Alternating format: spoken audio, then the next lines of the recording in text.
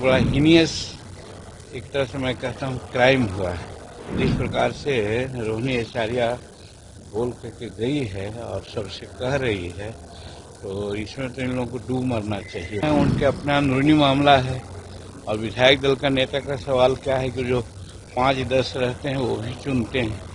तो ये बात तो सही है कि लालू जी साथ दे रहे हैं तेजस्वी को, हालांकि कि बड़ा हीनियस एक तरह से मैं कहता हूँ क्राइम हुआ है। जिस प्रकार से रोहिणी आचार्य बोल करके गई है और सबसे कह रही है, तो इसमें तो इन लोगों को डूब मरना चाहिए था, लेकिन उसके बावजूद भी ये लोग झिटाई कर रहे हैं। तो हम लोग तो बहुत पहले से कहते थे, जब बोलते थे कि इतनी नौकरी दे देंगे, ये कर देंगे, वो कर देंगे, तो हमको तो लगता था कि प्रलाप कर रहे हैं। कोई ठंडा दिमाग वाला आदमी ऐसा नहीं बोल सकता है।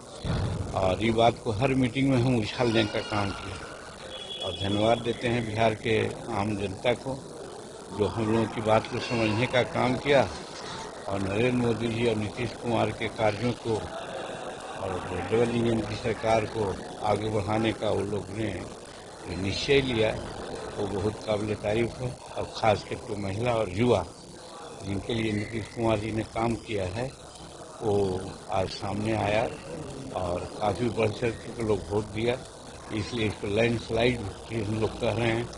और इन लोग जो गलत काम कर रहे थे उसका उजागर अब उनके घर से ही हो रहा है। अब दुनिया समझेगा और वो लोग भी समझेंगे कि क्या है। हम समझते हैं कि इनका अवसान का समय आ गया। सबसे अच्छा रहा सर? नहीं, सबसे अच्छा स्ट्राइक रेट रहा है भाजपा का, उसके बाद मेरा रहा।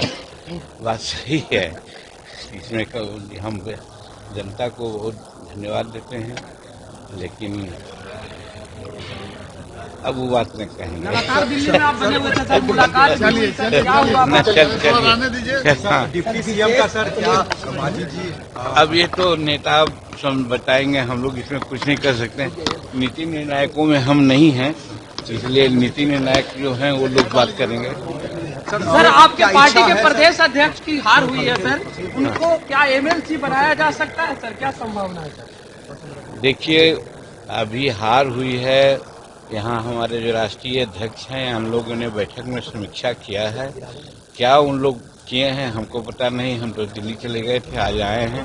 कल बातें होगी, बात होने के बाद समझा जाएगा क्या होगा, क्या जाएगा, क्या मिलेगा नहीं मिलेगा, इसकी जानकारी अभी हमें नहीं है। पहले नेता पद का चुनाव हो जाए, नीतीश कुमार मुख्यमंत्री का शपथ ले लें, उसके बाद ही कुछ बातें होगी। सर डिप्टी सीएम के सर क्या लगता है सर?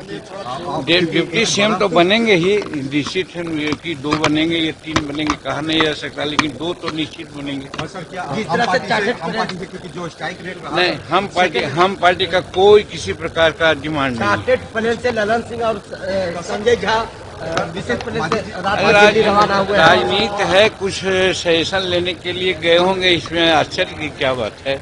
अब हर चीज को दूसरे रूप में देखना उचित नहीं है। बहुत सी बातें होती है जो टेलीफोन पर नहीं बात होती है, तो स्पेशल बात करने के लिए निकले होंगे लोग। सर बात आपने कही सर, आपने कहा कि कुछ दिल में है, जिसको कहवाइए दीजिएगा।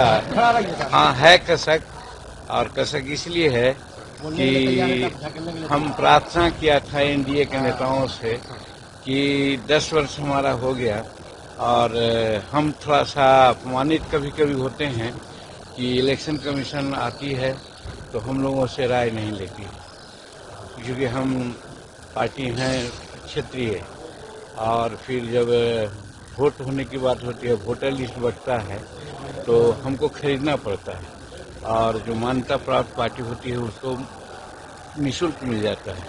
तो ये सब बातें होती है। दूसरी चीज, तीसरी चीज, सभी पॉलिटिकल पार्टी का अपना हेडक्वार्टर होता है।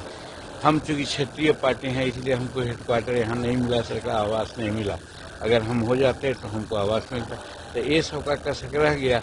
हमने कहा था कि 2020 में हमारा 60% स्ट्राइक रेट था, यानी कि 7 में 4 लिया था। अगर 60% की बात समझा जाता, इस बार मांग किया था कि हमको 15 दीजिए, हम 8 हो जाएंगे तो हमारी मान्यता प्राप्त हो जाएगी, लेकिन दिए लोग 6। तो वोटर का जो परसेंटेज है वो तो भाजपा के बाद है, लेकिन स्ट्राइक रेट तो 84 पर ही रह गया और हम मान्यता प्राप्त नहीं कर सके, इसलिए इसका कसक तो है।